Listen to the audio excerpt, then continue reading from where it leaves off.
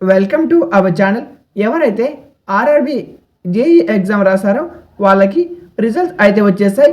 ఆ యొక్క రిజల్ట్ అనేది పీడిఎఫ్ ఫార్మేట్లో ఉంటుంది.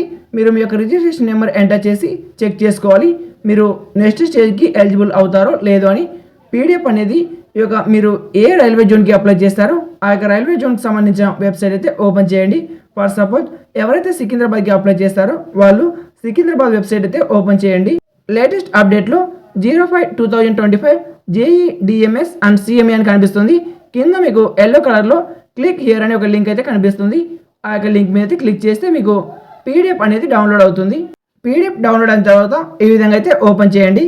ఎవరైతే నెక్స్ట్ స్టేజ్కి ఎలిజిబుల్ అయ్యారో వాళ్ళ రిజిస్ట్రేషన్ నెంబర్స్ అయితే ఇక్కడ ప్రొవైడ్ చేసి ఉంటారు. చాలా రిజిస్ట్రేషన్ నెంబర్స్ అయితే ఉంటాయి.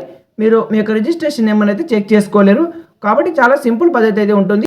స్క్రీన్ మీద ఒకసారి అయితే క్లిక్ చేయండి. క్లిక్ చేసిన తర్వాత మీకు పైన 3 డాట్స్ అయితే కనిపిస్తాయి.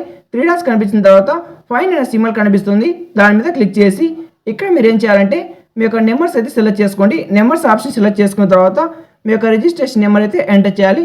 ఫర్ సపోజ్ నేను ఇక్కడ పీడిఎఫ్లో ఉన్న ఒక రిజిస్ట్రేషన్ నెంబర్ అయితే ఎంటర్ చేస్తాను.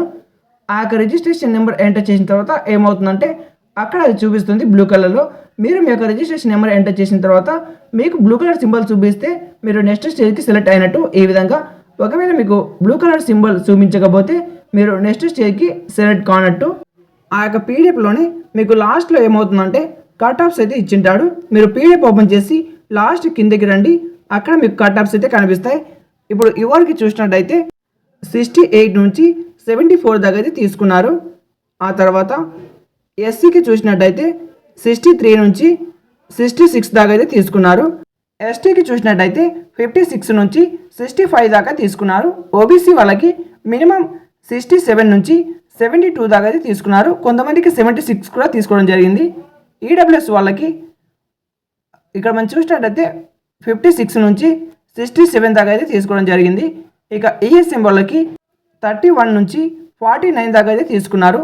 మీరు ఏ రైల్వే జోన్కి అప్లై చేస్తారో కామెంట్లో కామెంట్ చేయండి. నేను డిస్క్రిప్షన్లో మీకు పీడిఎఫ్ అయితే ప్రొవైడ్ చేస్తాను. మీకు పీడిఎఫ్ డౌన్లోడ్ కాకపోతే వీడియో అయితే ఒక లైక్ చేసి ఛానల్ని కొత్తగా విజిట్ అయినట్టయితే వెంటనే ఛానల్ సబ్స్క్రైబ్ అయితే చేయండి.